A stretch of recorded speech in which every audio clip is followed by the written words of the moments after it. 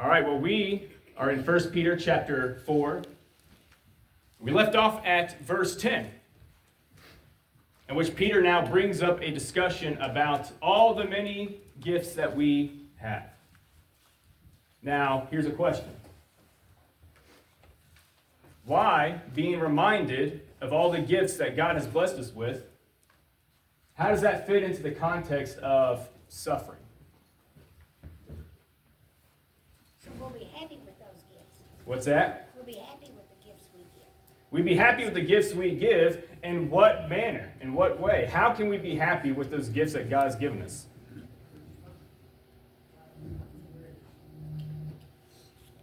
Because we can always do something good no matter what we're going through. We can always do something good no matter what we are going through.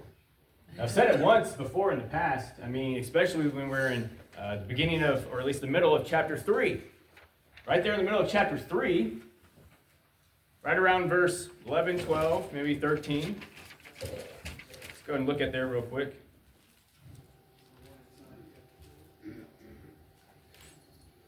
Sounds like they got Yeah, that. verse 13.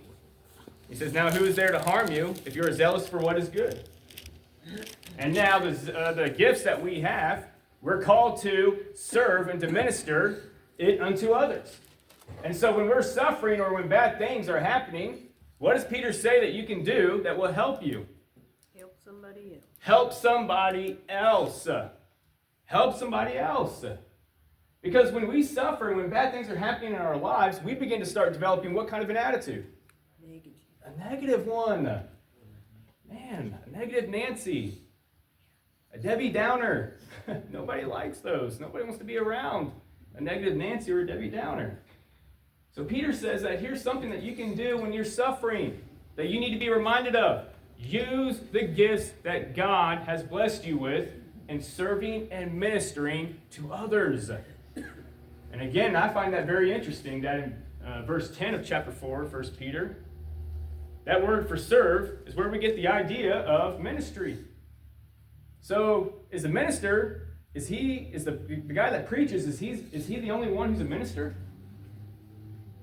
No. We're all called to be ministers. We're all called to serve and minister to the needs of one another. Peter says that when you do that, it will help you through your suffering. It will give you strength because notice what he says. Each one has a special gift. Employ it in serving one another as good stewards of the manifold wisdom of God. And he says, whoever speaks as one who speaks oracles of God, whoever serves as one who serves by the strength that God supplies. Notice that. Using your gifts into serving one another, God gives you strength.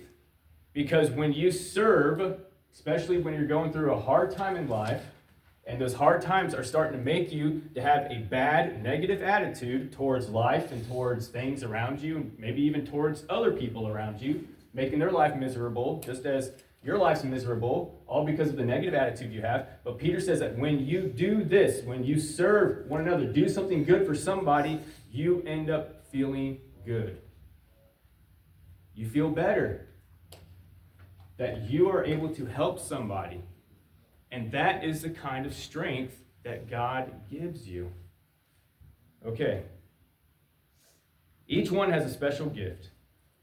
Employ it in serving one another as good stewards of the manifold wisdom of God. Now, let me ask you this. What is a steward? What does a steward do? He's like the... Does he wait on others, the steward in the field?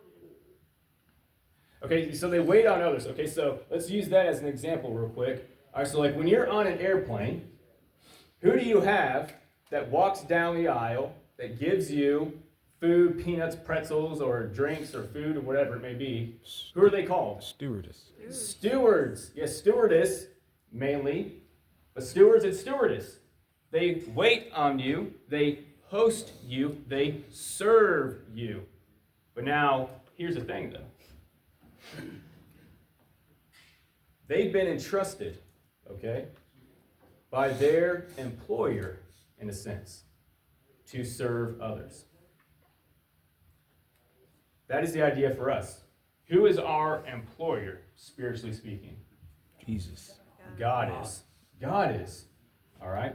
And he has entrusted us with these gifts to wait, serve, and host others.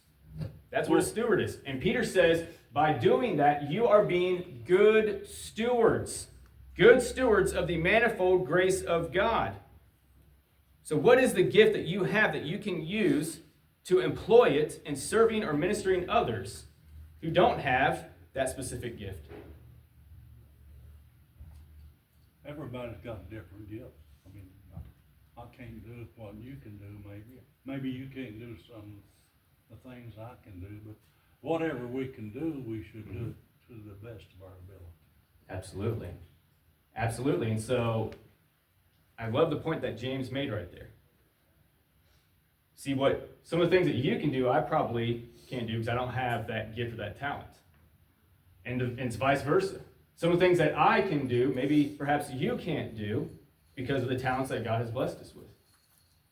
And so what talent or what gift has God given you that you can use to serve another who may not have that gift that you have?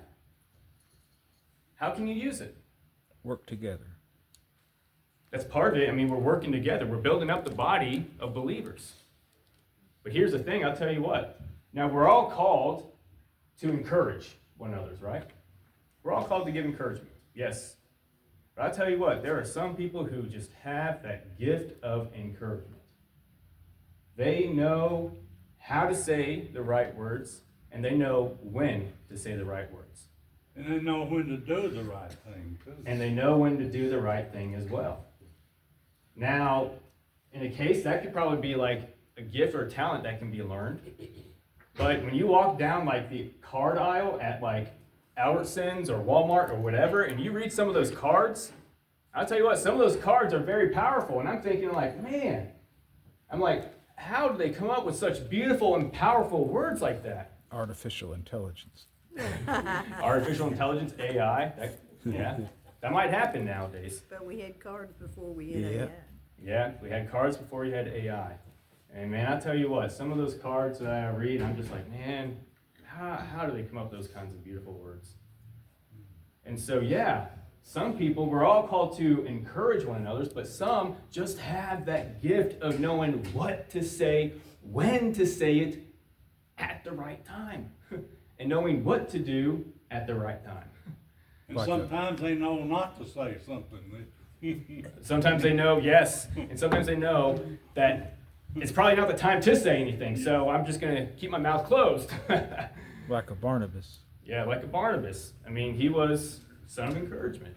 Man. So, where do these gifts come from? God. They come from God. They come from God. The gifts we had were given by God. You know, it belongs to him. And now I find that interesting. As Job says in Job chapter 1, verse 21, you know, the Lord gives and the Lord takes away. Blessed be the name of the Lord.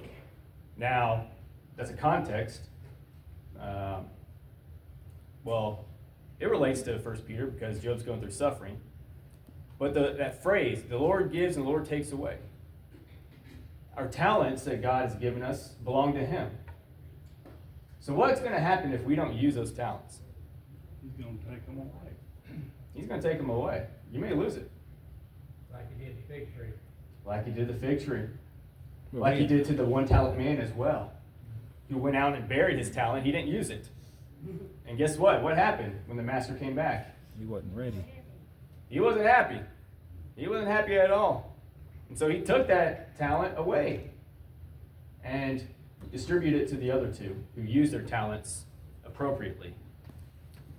If we don't use the talents that God has blessed us with, he may take them away. But how do we find out what talents God has given us? That's for you to know. That's for you to give it a try. That's why I encourage some men to every now and then maybe perhaps come up and teach a Bible class or to lead a song. Because you never know. You may have the talent of public speaking, you may not know it. You'll never know it unless or until you try. You may not know that you have the gift of teaching or edifying until you give it a try. You may never know. Because I'll be honest, as a kid growing up, I never thought that I would ever have the talent of public speaking. Never thought I'd ever have the talent of public speaking. But guess what? God blessed me with it. Likewise, you may never know that you have the talent of teaching, public speaking, of leading songs, of encouragement, of serving, until you try it out. And so that's the only way that you'll be able to know how, Braden, is unless if you actually get your hands dirty and get involved and give it a try. Until then, you won't know what talents you have. It's a good question. I'm glad you asked that. Any other questions on that? Or thoughts? All right. So what's the application here?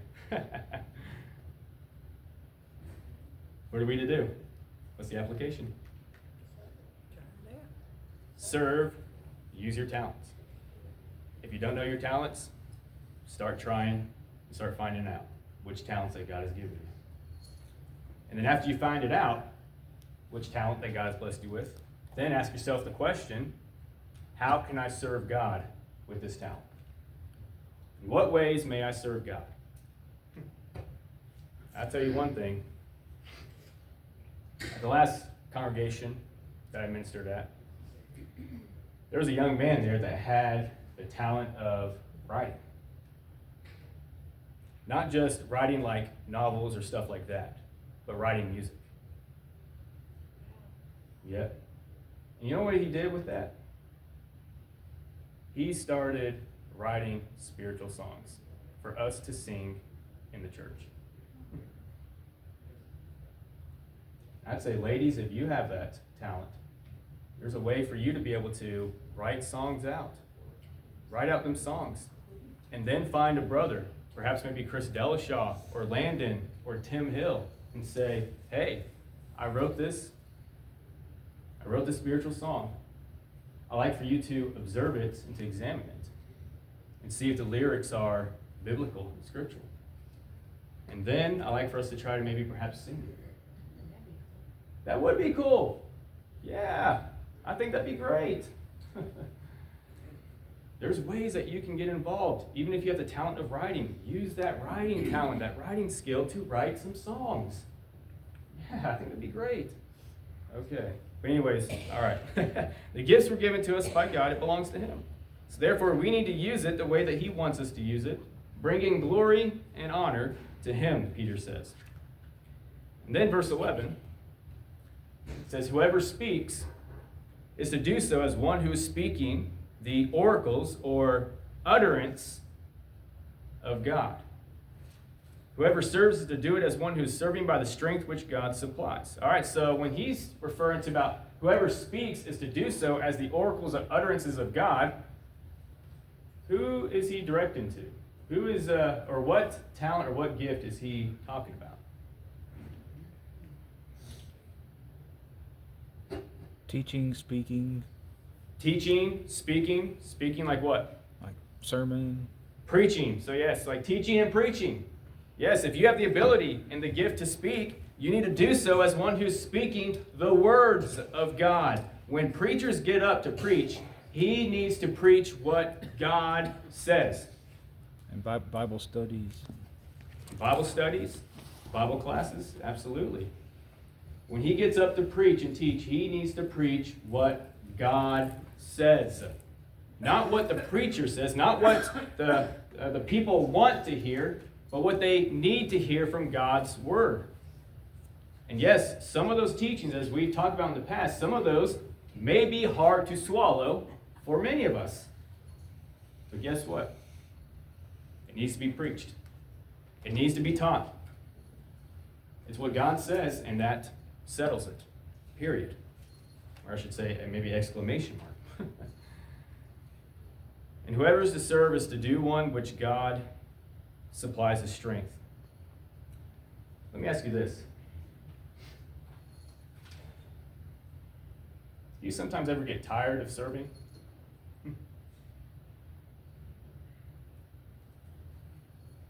It's okay to be honest.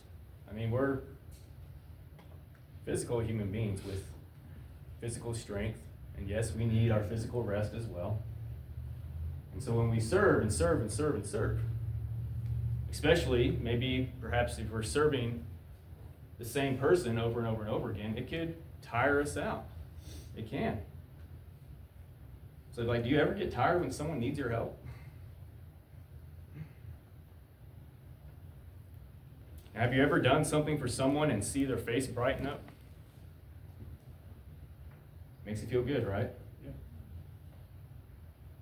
Why is that? Why does it make you feel good? I know we've already answered it. What's that? Serving. You're serving that person. You're serving that person. Well, you did something to help that person. You did something to help that person. When you do good, you feel good. When you do good, you feel good. Will of God. It's the will of God. Because when we serve others, and they see our good works, they're called to glorify God in heaven. I think that's part of why it makes us feel good. It's because through our act that we do, they see Jesus in us. They see Jesus. They're not supposed to see us. They're supposed to see Jesus. And when they do, and their face brightens up, that makes us feel good. God wants us to use our gifts to serve others. And He has provided us that strength. So serve with the power and strength that God supplies. Allow Him to provide the strength that you need. So that in all things, Peter goes on to say, God may be glorified through Jesus Christ. So that, what does that phrase, so that, means? All right, having a little English class. When you see that phrase, so that, what does that imply? As a result of. As a result of, or this is the reason. Here is the reason why. So that God may be glorified through Jesus Christ. As Christians, are we focused on glorifying God in what we do? We should be. Do we want to bring glory and honor to His name when we serve others? Yeah.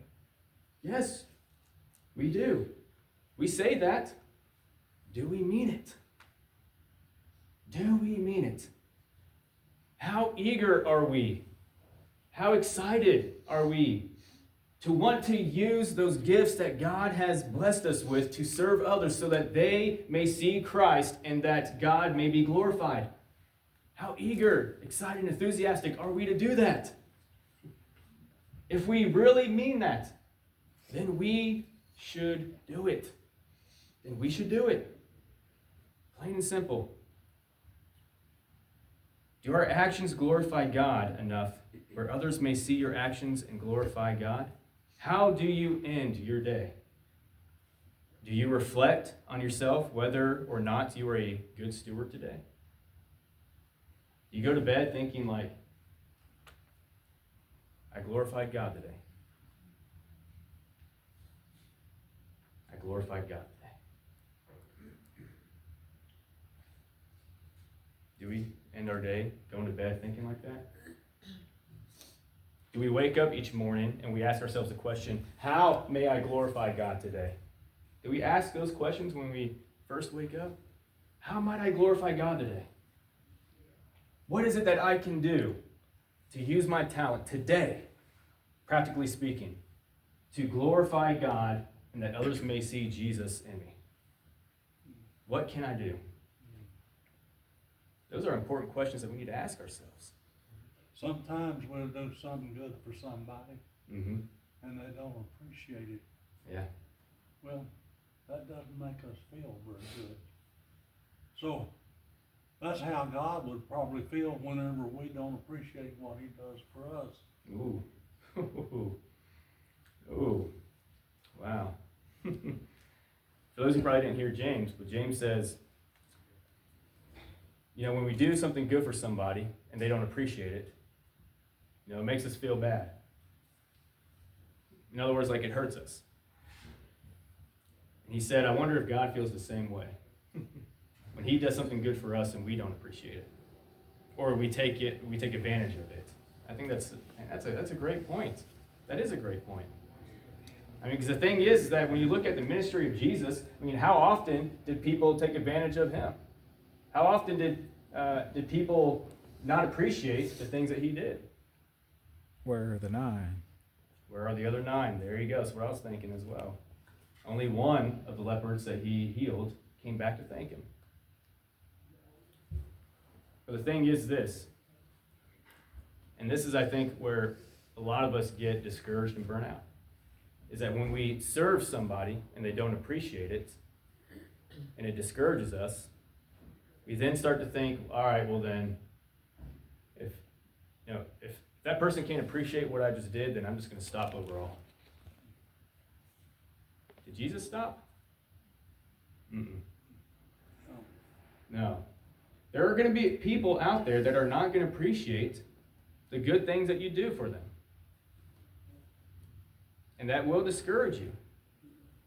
But is that a reason for you to stop? Well, Jesus said we'll be blessed when people use us. That's right. That's right. Did not Paul even say in Acts chapter 20, saying that it's more blessed to give than to receive?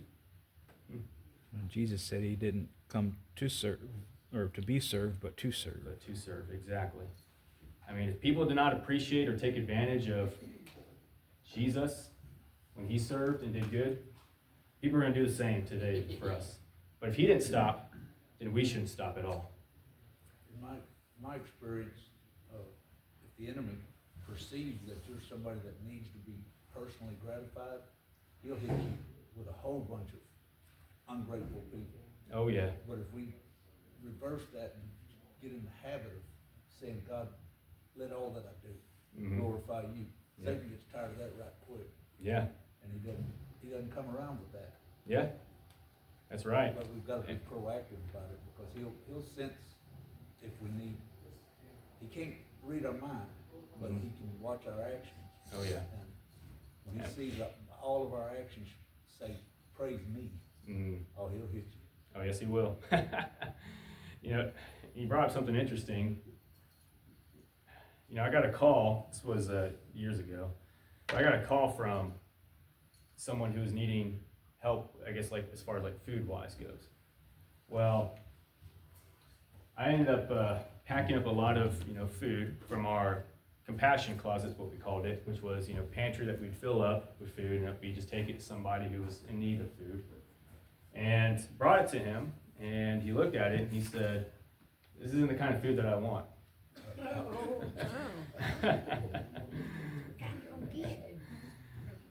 And this was a homeless person. Yeah. And this was a homeless person. Well, there was a homeless man standing right next to him and said, hey, if you're not going to appreciate that food, then I'm going to take it because I need it. And he took it. The other man that didn't want it because it wasn't the kind of food that he wanted, gave it to the next homeless man next to him. I was fine with that. Yeah, I'm kind of thankful that he stepped in, because I probably was going to say something like, excuse me, sir, the right words are to say thank you. Yeah. But I'm glad I didn't say that. I'm glad that other individual stepped in and said, hey, if you don't want it, then I'll take it because I need it. And so the thing is that, you're going to have people. You're going to have people that are not going to be grateful. And even, here's the thing, I also find interesting too, is that this homeless man that called, he knew that food was a physical need, right? But it wasn't the physical need that he wanted. There's a difference between a need and a want, right? But he knew that food was a need, so he asked for it. When he found out that it wasn't the food or the need that he wanted or that he liked or preferred, he then came to the conclusion that, I guess I don't need it. What? Because it's not the need that you prefer or wanted. It wasn't the kind of food that you preferred or wanted, and so you're just going to toss it out and just say, I guess I don't need food. What? What kind of a thinking is that? But here's the thing. There are people that are like that. There's going to be people out there that are not going to appreciate the good that you do for them. But does that give you a reason to just stop serving and stop doing good to help others? Mm-mm. I know it's hard when you see a man standing on the corner that says he's homeless, but says that, he needs money for food, and you think, well, the last time I gave a person money standing on the corner, they said they needed food, but they lied to me, and I found out they went in to buy a pack of cigarettes or a pack of beer. And so it's like people then just say, then I'm just going to stop, giving money, which is okay. So, then you can have the option to say, all right, well, if you're really hungry, then I don't mind taking you right down the street to Whataburger and buy you a meal. I'm feeling hungry, Cory. You feeling hungry? But you're not homeless, though. Just kidding. And so there's other options that we can look at, other alternatives that we can look at, and how we can still serve and help others and not just stop giving or stop helping at all.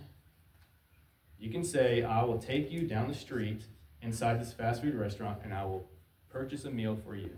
There's this one guy that I see on Facebook reels and stuff that goes around to homeless people, and he'll ask them what they want, and he'll go ahead and get it for them. Yeah. Mostly like groceries, clothes, and things like that. Things like that. Yeah, when people do videos of that, kind of have my Suspicions. yeah. Yeah. I have my little suspicions on that. Yeah.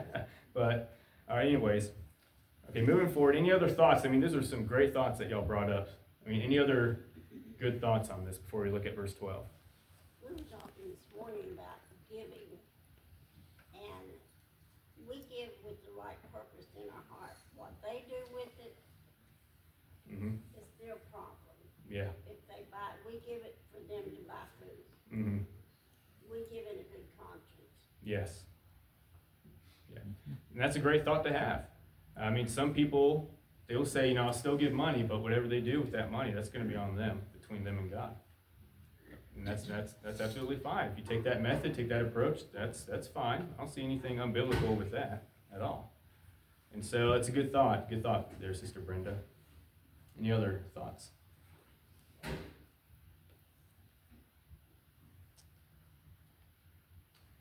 Verse 12, Peter then says, Beloved, do not be surprised at the fiery trial when it comes upon you to test you, as though something strange were happening to you. But rejoice insofar as you share Christ's suffering, that you may also rejoice and be glad when his glory is revealed. Now, some commentators want to suggest that this fiery trial, or ordeal, depending on the version that you're reading from, is in reference to the burning at the stake. But Peter seems to be referring to this as a fiery test, though. And when you put something under the fire, what does it do? Burns. It purifies, refines it. It is a purified refinement process. They are for our testing and purifying, knowing that in the end, you will come out stronger and better than before. So do not be, he says, surprised or astonished that you'll be going through these things. Person, especially I would say Christians, who are out serving and doing good for Christ and to bring glory and honor unto his name, and all of a sudden, all these bad things start happening, and we start to wonder, I'm doing all this good things for Christ.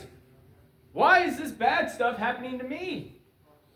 See, people are receiving good from my end, but in return, I'm getting all these bad things happening to me. We shouldn't think of it as bad things. We shouldn't. That's why Peter says, don't act surprised or astonished. A person, as Paul says and tells Timothy in his letter, saying a person chooses to follow Christ or be a Christian is going to suffer persecution. They're going to suffer trials. Well, bad things happen to everybody. And bad things happen to everybody. Absolutely. And that's something that we got to understand, is that we're not alone. Don't be surprised at these fiery trials and start thinking that you're all alone in this. No, you're not the only one going through the trials. You're not the only one who's going through this specific trial.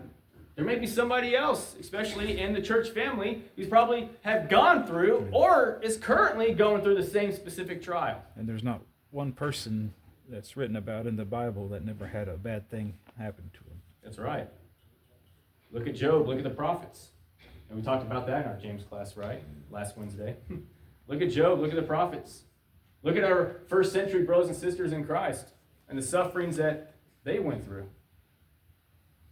I mean, don't be thinking that, you're all alone, because you're not. Other people are suffering as well. But you're not alone to go through the suffering. You have brothers and sisters, your church family that are by your side to help you through this, to walk through this with you. But more importantly, who do you have? Who do you have on your side that is bigger than the entire universe? God. God. How can we think so small when we have such a big God? God can handle any and every problem that we face. Our issue that we have is waiting for his answer. Waiting for him to help. We have to wait for God's timing. Peter will talk about that later on in chapter 5. It's going to be in his good time. But in the meantime, we have to keep having faith and trust in him and keep doing his word and his will in our lives. We have to keep on serving when these fiery trials come our way. Keep on serving. Keep on remaining faithful. Keep on trusting in God. And don't be surprised that this is happening to you. It happened to Christ. It happened to his followers. It happened to New Testament Christians. And it's going to happen to us today. Keep the faith. Well, that's the bell. Man, that went by quick. It always goes by quick. Any other thoughts? Remarks? Questions? Rebuttals? Rebukes? Any stones? All right, if not, then we're dismissed.